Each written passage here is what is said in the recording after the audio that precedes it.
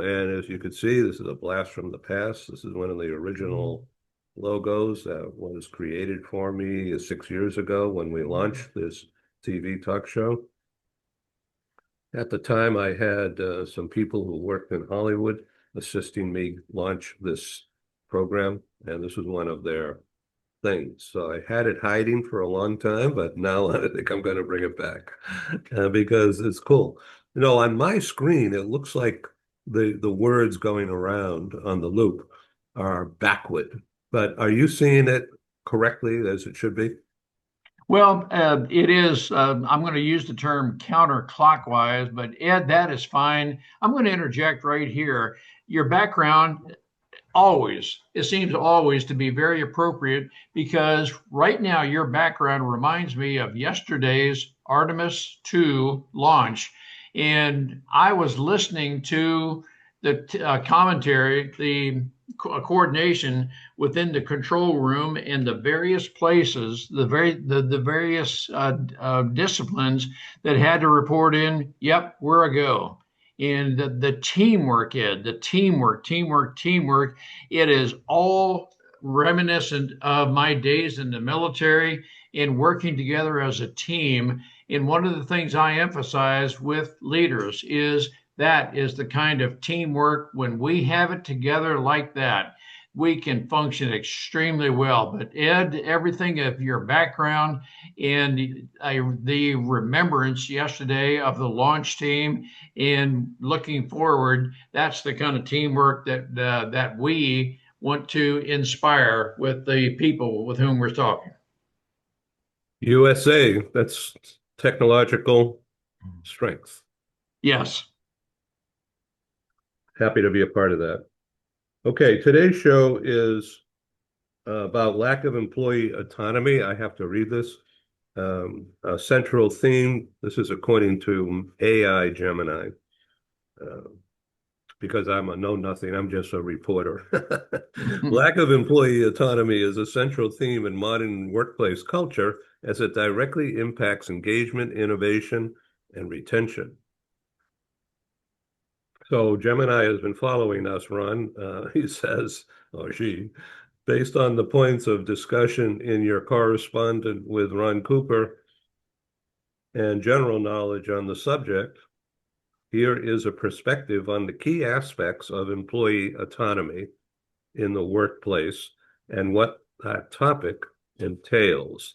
The core issue of lacking employee autonomy refers to a scenario where employees have limited or no freedom to make decisions, no input to take initiative, and that they are on their own managing tasks independently. Gemini says this is caused by overly hierarchical structures and micromanagement. Ron Cooper. Yes, and Ed, engagement. That's one of the very operative term, engagement. Can you and I, can those within our sphere of influence feel they are totally engaged with us? I frequently speak of, can you feel that you are in the moment with me? Part of that, Ed, is in the context of innovation. Do we feel we can think innovatively? And again, we've talked about it before.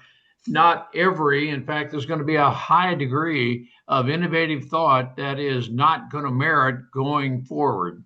But if you don't accept the innovative thinking, the various thoughts of, well, not that, but if you can improve on whatever, then but will I engage with you? Will I engage in the leadership? I will if I feel you value my thinking. And I won't if you feel that, no, that's just another dumb thought. And not too many leaders are going to verbalize that.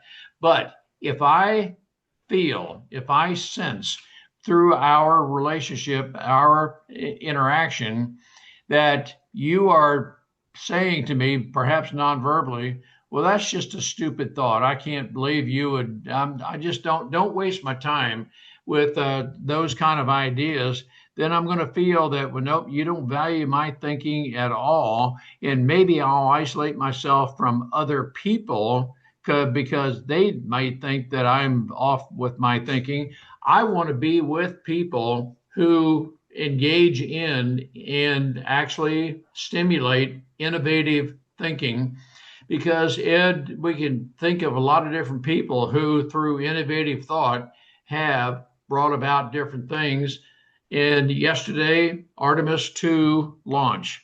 And I think a lot of people at least know of Elon Musk. And so there's a lot of innovative thinking there. And can people generate an idea and say, well, tell you what a great start. That innovative idea is, can we build on that? And again, one of the aspects of the Artemis 2 launch team, as I am listening to the various coordinators, or the launch coordinator and the 20 some odd teams that are integral to having a safe launch. Everyone has to operate as a team. The communication has to be there. Are you doing your part within your team? And do we have your thumbs up for a go for launch? And yes, the team came together, and yes, we have we're ready for launch.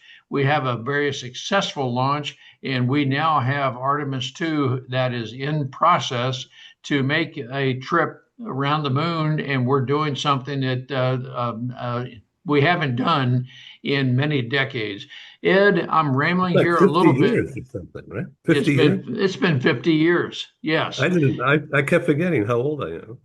Yes. And so it's been a long time since we have done this, but we're taking a trip around a part of the moon that we've never seen before.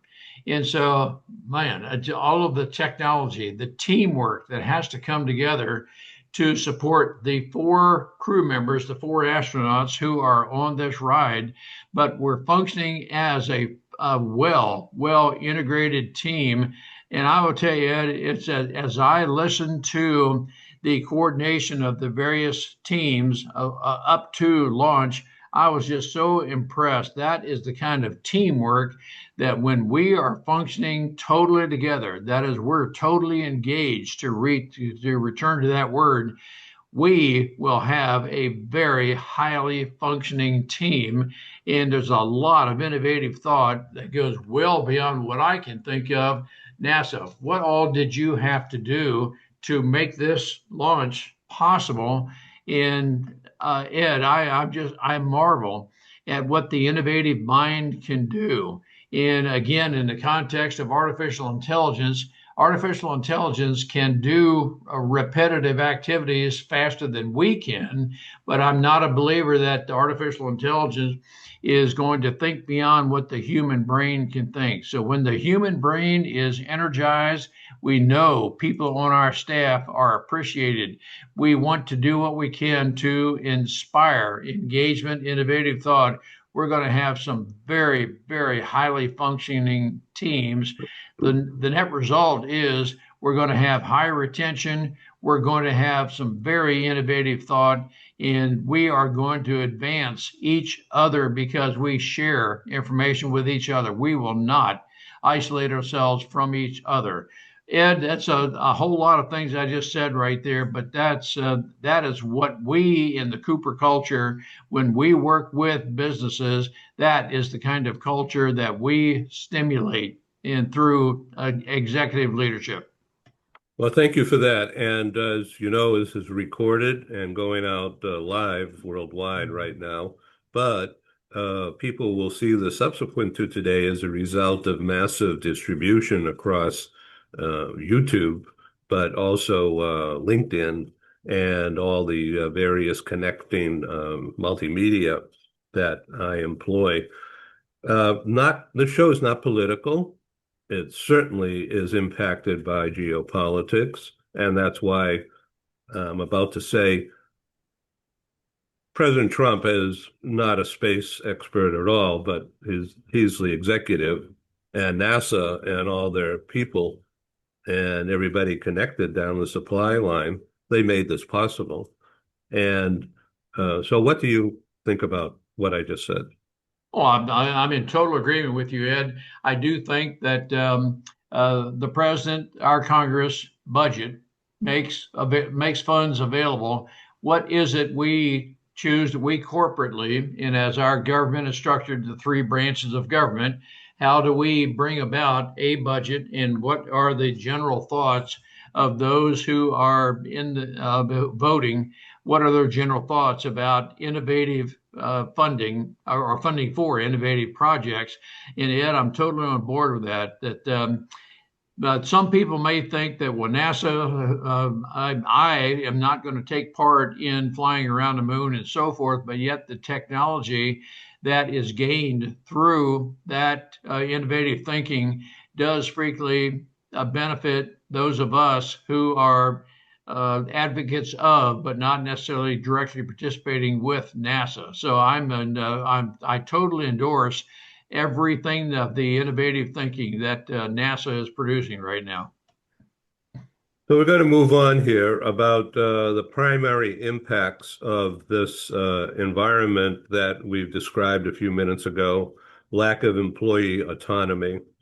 And I'm just using the notes from Gemini's uh, setting me up to understand what Ron Cooper is an expert in. So uh, here is a subheadline. The primary impacts of this environment, once again, what is the environment? Lack of employee autonomy and the feeling of that internally. And they say overly hierarchical structures and micromanagement. So headline here, lower motivation and disengagement. Their note is without the ability to exercise judgment, employees feel disconnected and their intrinsic motivation decreases. Now, that is middle management or is that upper management at fault? It can be all of the above. And Mhm. Ed, I believe that the senior leader, the CEO, whatever the title, is responsible for setting the culture within the company. Now, employee disengagement, or let's I'm going to use the term hierarchical. That there are those that are okay, executive vice presidents, senior vice presidents, whatever the title is, whatever the wording is on your business card. Yes, you have a position, but now does that translate to being a good, effective leader? That just the fact that you have a title does not entitle you, nor does it make you a leader. A leader is a person who engages with people. They bring the very best out in people, such as, Ed, I know your talents. I know exactly what your strengths are. And I want for you to feel that you are totally engaged. I want for you to be totally engaged with our company.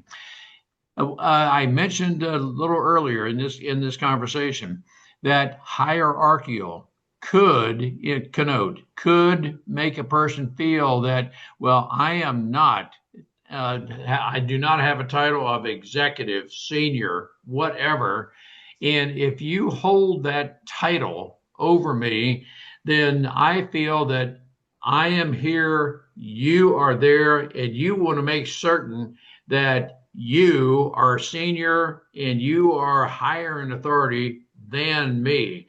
If that kind of environment exists, I'm always going to feel very subordinate to you, Ed. Yes, that could feel, I mean, it could be a part of my personality, but yet, if that hierarchical structure, that if that's a part of the culture and that exists, you will not necessarily get the best from me because I feel there is that separation amongst us. I am not good enough to communicate with you.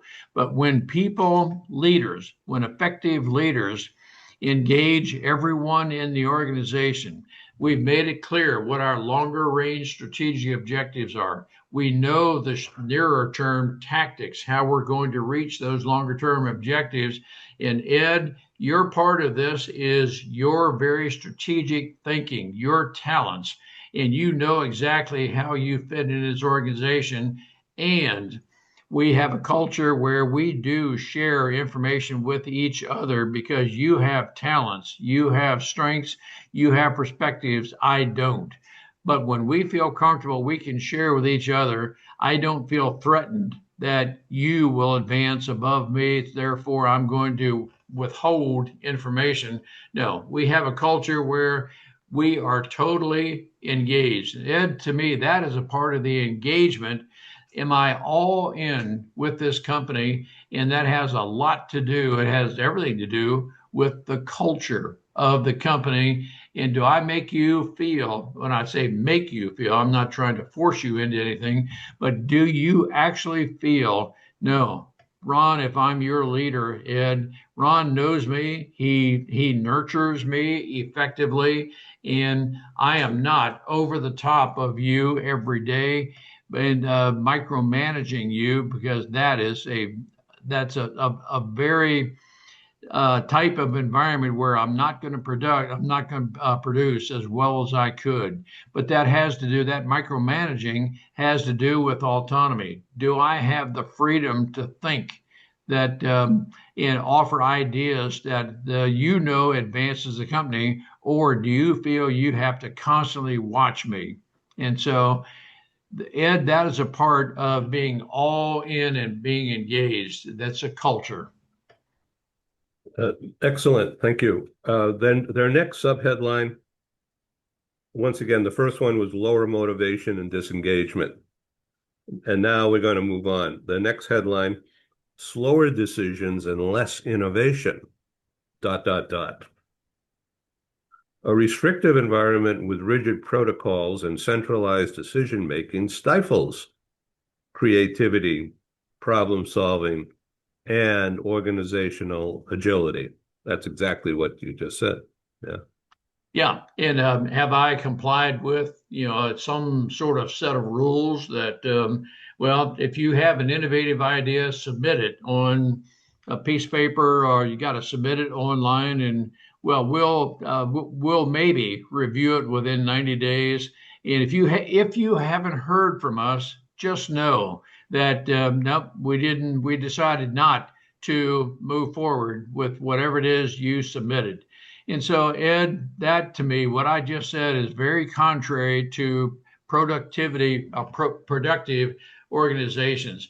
I don't want you to assume that if I did not communicate with you, no, I want you to know that got your input. We are assessing that. And if it did not move forward, if it doesn't warrant moving forward, just say that no, I value your thinking, but this doesn't warrant moving forward because.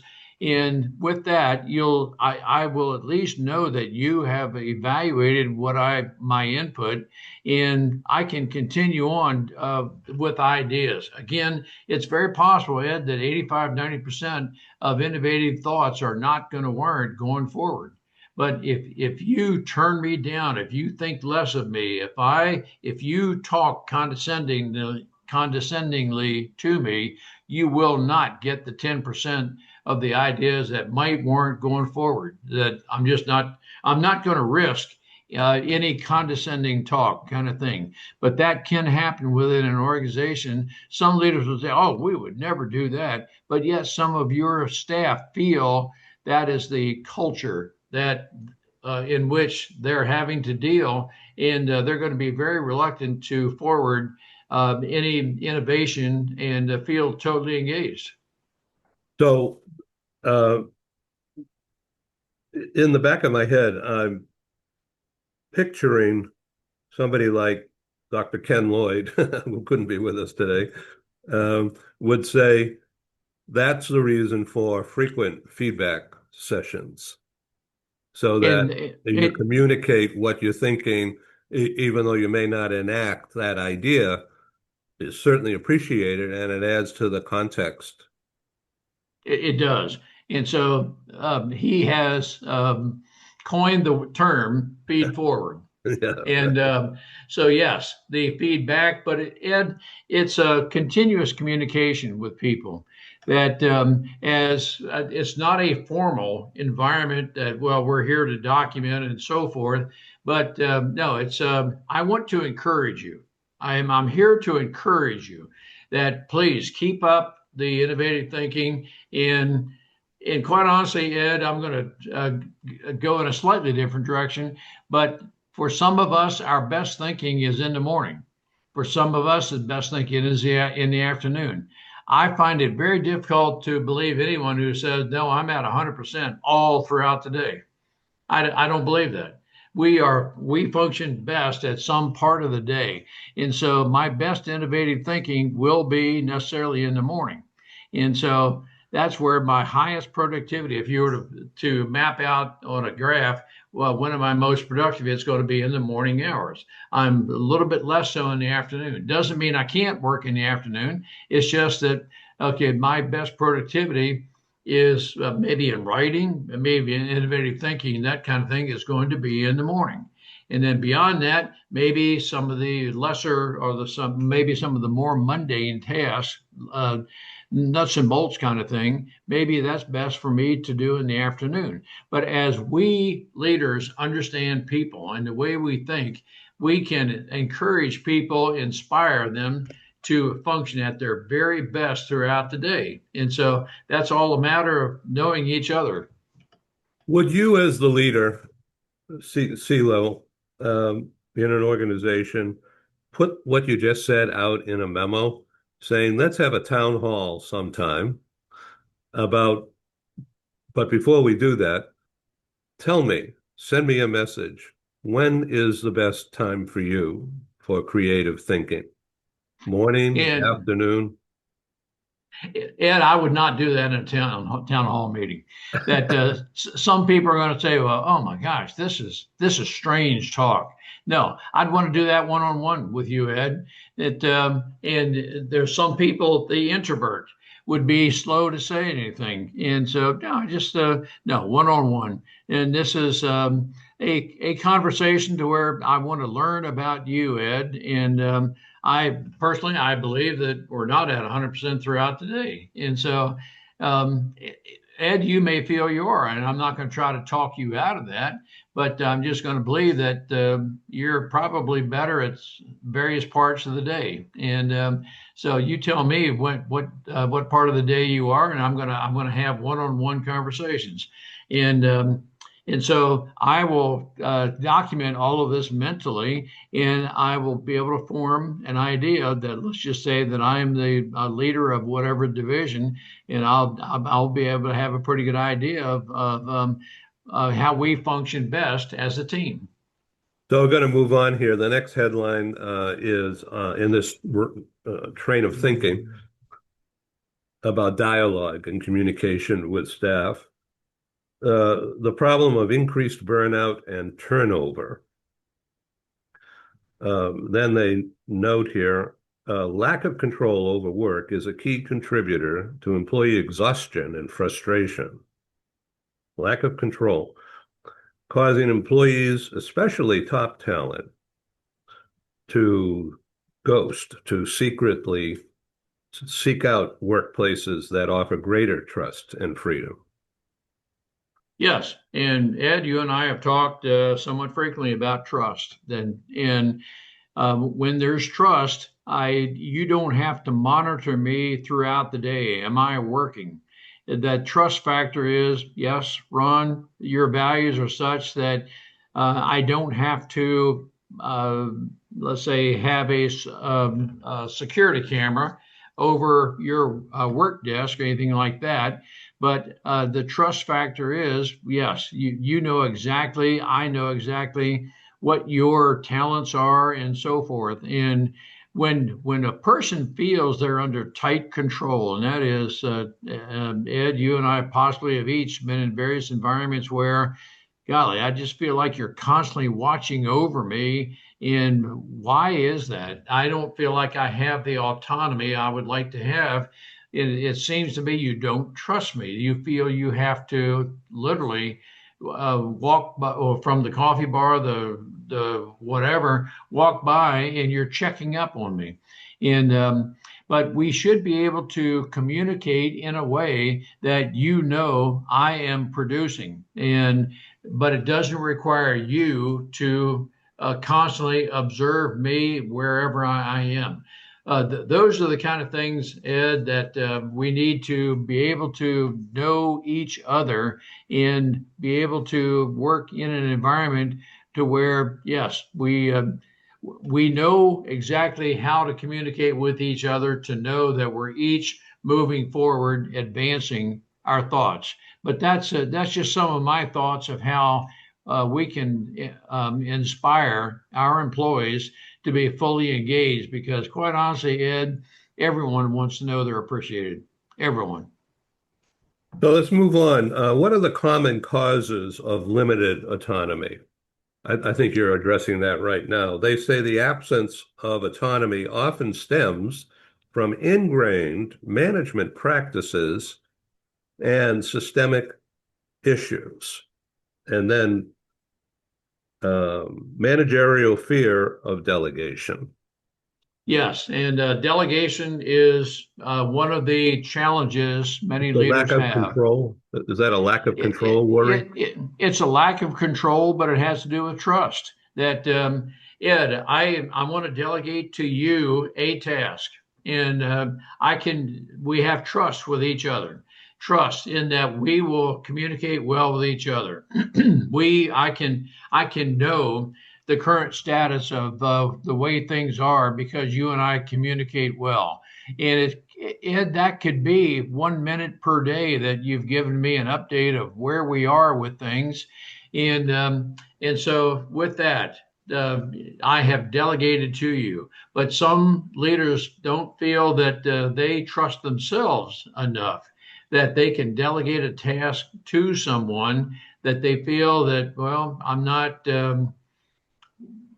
Whatever it is. I don't feel that I can delegate that to you without standing over top of you to know exactly where we are because my boss is going to hold me accountable for something I delegated to you. And when that level of insecurity pervades itself through an organization, you're going to have people that feel that, well, I just don't feel comfortable delegating because I am going to be ultimately held responsible for. And for me to be held responsible for, I've got to know exactly, virtually every, not, it's an overstatement, every minute of the day, exactly what you're doing to ensure that you're going to make me look good. And so, So, yeah, so the net effect is that according to this, and I think that's where you're going as well, creating a culture of dependency that's rather exactly. than independent, innovative processing. And that's exactly what the net result is. That ultimately, yes, it is a culture of dependency. And I do want to help leaders create a culture. And you've got to know yourself. You must. I use the term fly. First, lead yourself. And so, as you can understand, as you know yourself, I know my strengths, I know my weaknesses, and I have vulnerabilities. That as I am comfortable knowing myself, I can know what I need to do to delegate well. And yes, that autonomy is exactly what we're referring to there. But I do have to know myself. I have to be comfortable with myself. I'm learning so much from this, Ron, so thank you. And thanks for playing along with me using Gemini here. But it's really helpful. I wish I had this capability to understand, and with these tools that we have right now, when I was 27, 30. Man, I was lost. But I'll tell you, Ed, that, and I frequently tell people our past will never define us except by our choice. That, yes, if we learn from our past, and it's a much longer story, The first 2 decades of my life were pretty much a write-off. I had no confidence. Ed, if I were now what I was in the first 2 decades of my life, I can promise you I would not be able to have this conversation with you. So I've learned from the past. I've overcome, and I speak on words matter. Words matter that I process different things said to and about me in a way that I felt much less of myself. There were times, literally, Ed, in the first 10 years of my life, I could go 2 weeks without saying a word to anybody because I didn't want anyone to engage me in conversation to where I felt they may question something. I, well, why do you think about that? Well, you would disagree with me. I just do it. And so, Ed, that was a part of my early life to where I had no confidence. I wouldn't talk with you. Very briefly, 4 men helped me progress beyond that point. And I was in my early 20s before I felt I had enough confidence that I could even have this kind of a conversation with you, Ed. But I've learned from the past. And so I'm passing forward to leaders that it's almost guaranteed someone in your organization is like I was. And we're not labeling or stigmatizing anybody, but just understand that when you are willing to invest time in people, you will help bring out their very best. Okay, so we're about halfway through or more of this planned time. I'd like to talk about, I'd like to hear from you, talk about, not me, strategies for cultivating employee autonomy. Do you want to And I address think, that? yeah, I'll be happy to, Ed. Again, the acronym FLY. First, lead yourself. Do you know who you are? In the context of words matter, I want to help people and I work with people to help inspire them to not react emotionally to events because when we do, the words can come out.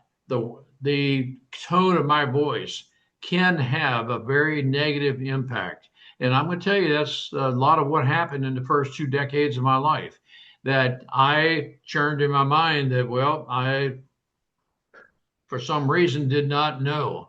Therefore, I'm stupid. And that's what processed in my mind for a long time. Words matter. So rather than be reactive to what people say and do, I will work with people to try to help them be proactive. Yes, something was said, something was done.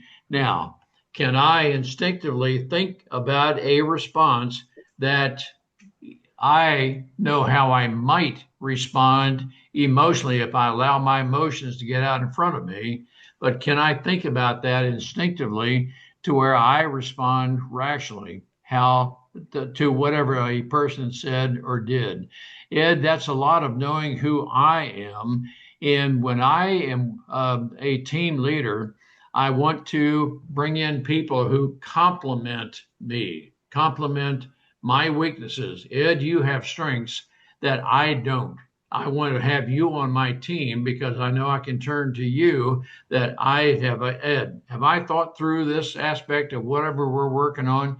And you, I know, would compliment me because I'm very confident in telling you what my weaknesses are. So, in the context of a culture of autonomy, again, I want to feel comfortable in being able to delegate. Have I equipped you to know how to fulfill a responsibility that I want to delegate to you? That's my responsibility. I have to make certain that you feel comfortable with that. So you and I would talk about that, Ed, and I would say, okay, Ed, I'm going to delegate this to you.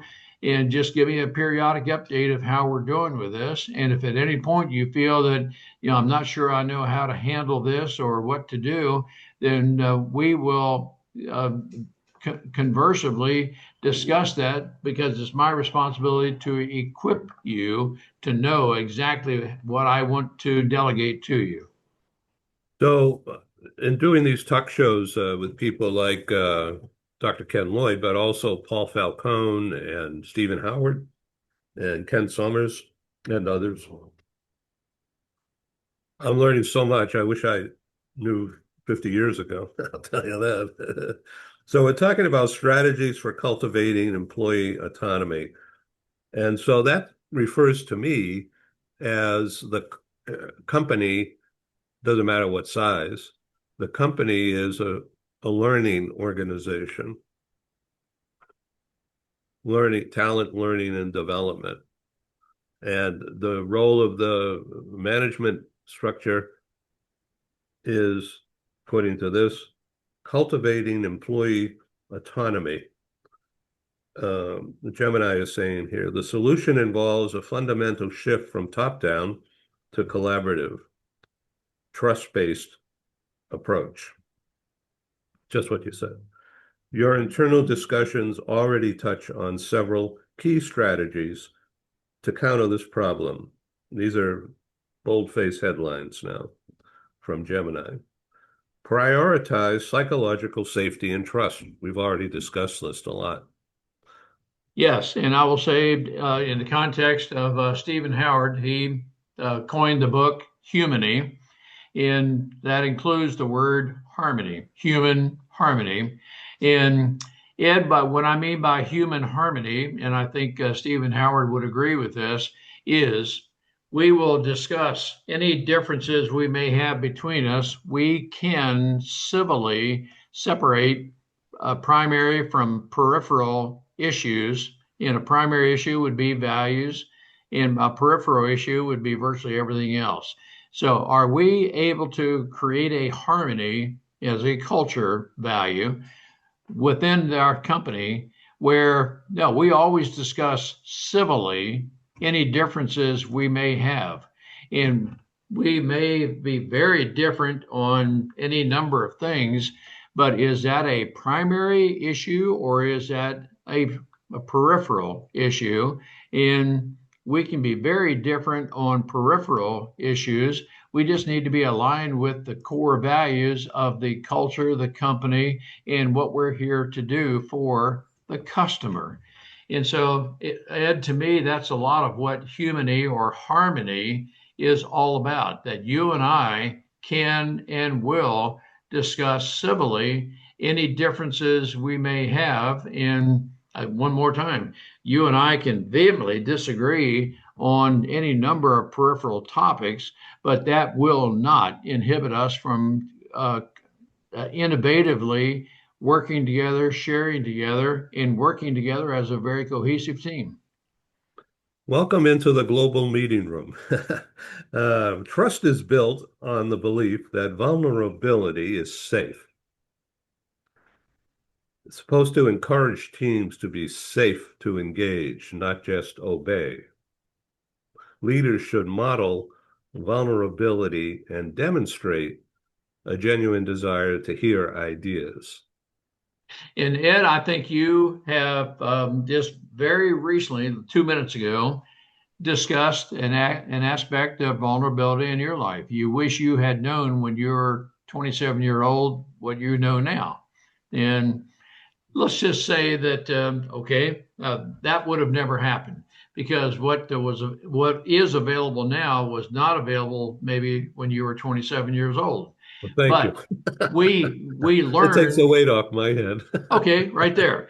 But we learn from our past. And so we're not a victim of, but we're going to pass forward what we have learned.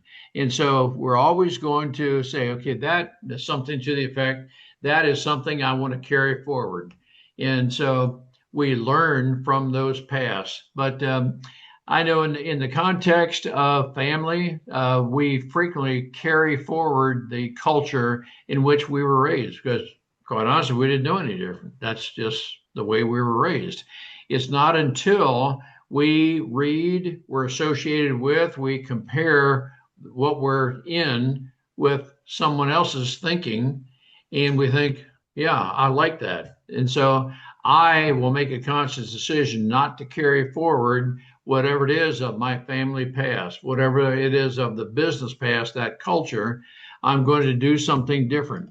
So we will necessarily change the way we're doing things. In Ed, in the context of change, I want everyone in my family, I want everyone in my company to know exactly why we're making the change. It's not just because, well, we're going to try something different. No, we're making the change because, and the reason we're doing this has to do with core values. And when I can relate change to core values, you'll know exactly why we're making the change and exactly how we're going to do it. But I'm making a very conscious decision to make the change, and I'm telling you exactly why we need this change. But when we have the culture of doing all this and bringing all this about, we will increase employee and family engagement. Safety. Autonomy And is more than just working remotely. It's about giving people choices in how their work is done. You can no, it's, empower yep. employees by providing task autonomy, allowing team members to decide how to get from point A to point B once the goals are set. The goals are set by you. No, that's exactly right. In task autonomy, that's aligned with your strengths. Ed, you are particularly good at in task autonomy. Now, I brought you onto the team, Ed, because you have that talent. I don't. You do. And so, Ed, I'm going to hold you, I'm going to delegate to you, and I value your thinking. And when you are working at your best, you are going to be your best at whatever that talent is. And I will tell you, I'm going to give you one example of this, Ed, that when I have put a plan together, when the team has put a plan together, I do want to rely on somebody who can say, if this plan were to fail, and right now, Artemis 2 comes to mind. If the thousands of systems that have to function exactly right for everything to be successful, if anything were to fail, where will it fail? And I want the critical thinker to think, here's where it will fail. And so, to a degree, they're negative thinkers, but yet, if there's a weakness anywhere in this process in our leadership, where might it fail? I want that person to help me analyze, and they are better thinkers than I am of that process. Where might this team fail? I want for that person to speak up and say, well, here's what I perceive as the quote weak link. And we let's study that a little bit further. But Ed, that's the kind of talent I need on my team. In some ways, those are negative thinkers, but yet I need that kind of a person to tell me where any plan may fail. So yesterday's show with the idea of how Christian Turnetin, uh, as a leader in the mobility program, talent mobility program of the corporation that he's working for, he talked about that kind of thing, about trying to remember his exact words, but it was about things are going to get screwed up. So if you think it through, then it's a project management approach, and you know things can go wrong here and there along the process. So you think it through, and you try to have somebody there to watch for things. If this happens, then we've got to implement that change. Do you remember Yes, that yeah. conversation yesterday? And I this is very exactly tied in. It's the same thing. I very definitely do. And what we help leaders do is critical thinking. And I emphasize continuously do what if analyses. What if the weather goes bad? What if the power fails? What if the cost of fuel goes up? And what if we have crime increase in the area that we're going to relocate people? What if? And so, Ed, as we go through what I consider this what if analysis, we will have thought through maybe 85% or so of a solution that should that occur, we know how we will respond. I can relate to the captain on an aircraft who might say something to the effect, Folks, this is your captain speaking. We will necessarily need to cut our flight short today because, whatever the reason is, but the tone of the voice, the confidence you hear in the captain is, I sincerely apologize for the disruption, but I want to assure you everything is going to be fine. We're going to land at an alternative airport. It's going to cost a little bit of time, but we have taken care of all of your arrangements and so forth. In the context of Christian Ternedden, what if analysis? What if various things were to happen in the context of relocation? Yes, we've thought into that. And here's how we would help you handle that situation. And Ed, the more we can purvey confidence in people, the greater the confidence and trust they will have in us. You've already thought through this. You've already thought into this. Wow, that's very comforting to me. And as a passenger in an aircraft, you're not in control of what happens in the cockpit, but you can sense the confidence in the captain's voice. Just sit back and relax. And I apologize that there's for this disruption, but your safety is paramount. We'll get you there safely. It's just going to take a little bit more time. And so, Ed, I don't want for you to be apprehensive. If you're a passenger in my aircraft, I don't want you to be apprehensive about that. But if you are one that's being relocated in my company, I want for you to have the confidence that, nope, I've thought through everything that may cause you apprehensive about being relocated. We have about 8 minutes remaining here. They want to go on here in this decision-making autonomy idea, giving team members authority to make decisions related to their own work, such as setting priorities and solving problems. But I would think that if you're going to do that, you as the leader, you would want them to give you advanced feedback with a written outline of what those priorities and problem-solving things are they thinking about? And yes, and Ed, I'm going to respond to you by saying that the decision that has to be made, we have some amount of time to think about it, think into it, think it through, as opposed to the captain of the airline, the pilot, who's saying, "Yep, we've got an in-flight emergency, and I have to know right now how to handle this emergency." And right now, my thought goes to Sully Sullenberg, who landed the aircraft in the Hudson River.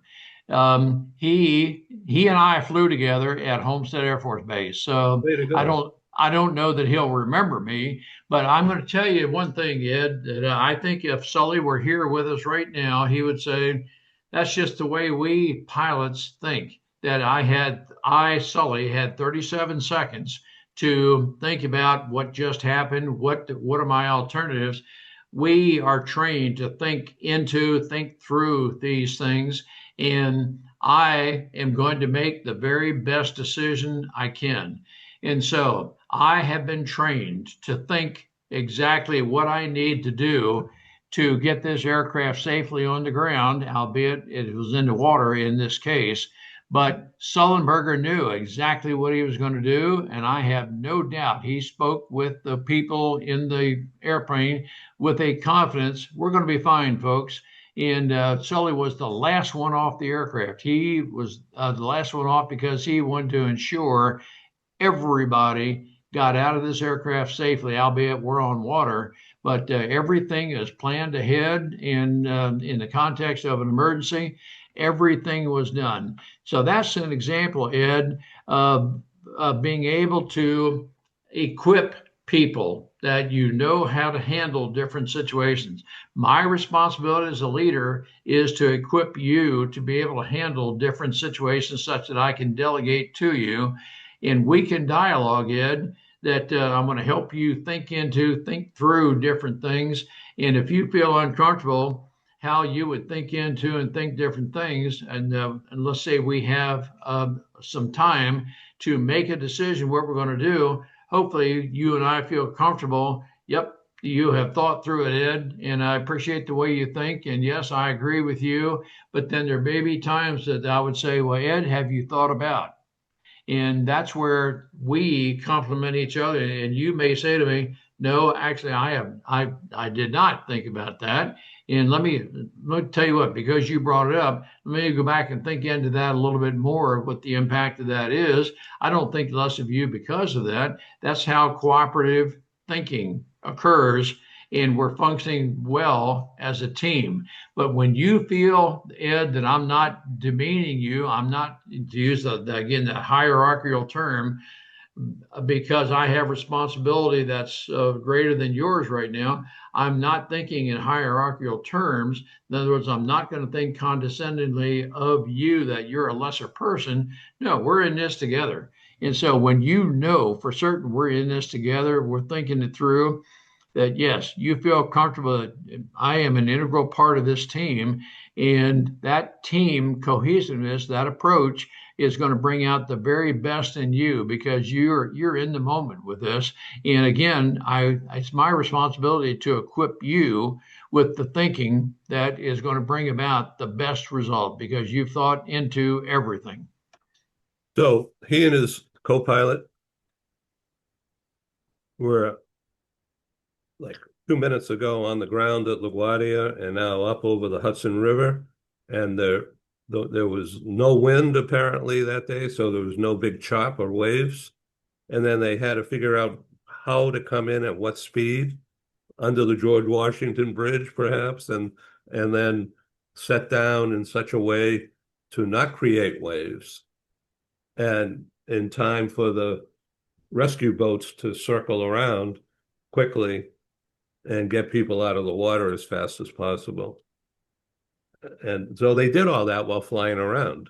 And that's exactly what it was. And so Sully had to determine, do I have enough fuel? Do I have the thrust available to get me into an airport on a hard surface?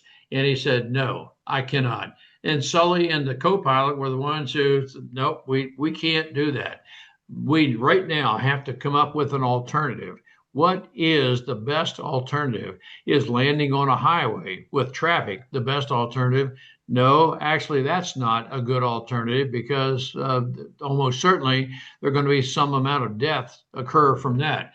And so Sully had to make the decision, and he would certainly bear the responsibility for the decision he made. But he's processing all of this in the few minutes available to him. What can I do? What can the aircraft do with the engines and so forth, the bird strike, et cetera? What options do I have? And it's the way we think inside the cockpit. We have very few options, and so as we are descending and we're processing exactly what we can do, what options are available to us, we would come to the conclusion the only option available to me is to land in the Hudson River. And oh, by the way, okay, prepare for it, folks. And I'm going to try to land in the best area I can and try not to hit any of the boats. Everything turned out just right. But again, Ed, if we were to reconstruct everything, all of this occurred in a matter of a few minutes. So they're summing up here. Provide the why. Leaders must clearly explain the rationale and strategic context for assignments or policy or organizational changes, just like you were just saying. They say this transparency and showing the mental work provides clarity and supports nuanced decision-making, which in turn unlocks autonomy. And I'm going to ad lib here, seems that it also unlocks fear. In other words, it diminishes fear by the showing of strength and understanding of what the risks are and what you're doing and explaining what that process is. That creates so much trust, doesn't it? It does. And Ed, explaining the why to your staff. Why are we making this change? Why are we doing things the way we are? Am I just being flippant about it? Or do I have an exact reason for this? Why am I making this change? And it has to do with, I'm going to explain exactly why. And my hope is everyone benefits from the change.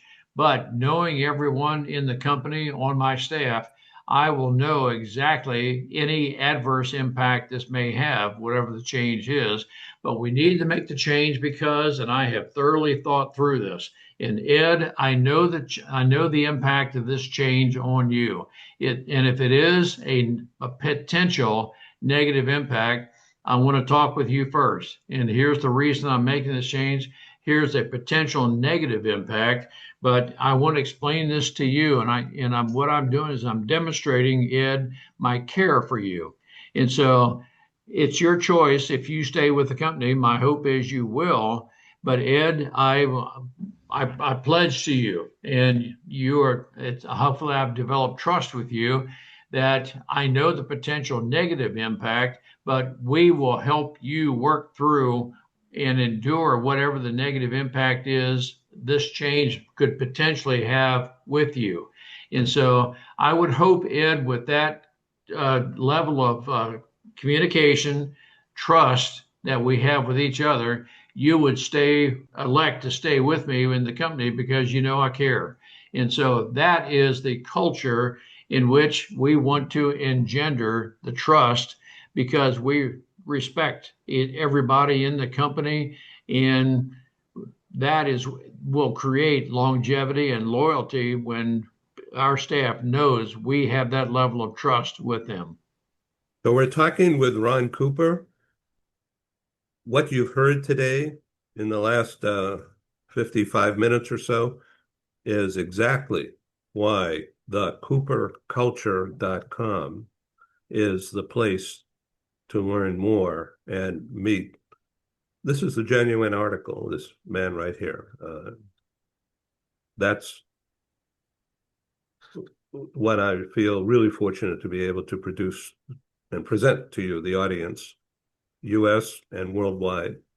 It's all about offering flexibility and empowerment to people, providing flexibility in work arrangements so that employees can be a key differentiator in retention. Thank you, Ron Cooper. Thank you, Ed. Appreciate the opportunity. And if there are any senior leaders that feel that we just don't have the loyalty, the retention, and anyone on your staff who may not feel comfortable delegating tasks, if you feel maybe the trust is not really there, we would love the opportunity to talk with you about where you are and how to get from where you are to where you want to be. And we will work with you to customize an approach to your company. Thank you for the opportunity, Ed. Global TV Talk Show is a unit of globalbusinessnews.net. Thank you for watching. Reach out to me at publisher@globalbusiness.media if you want to be a guest on the show or if you have any feedback whatsoever. Thank you. Take care. Thank you, Ed. Happy Easter.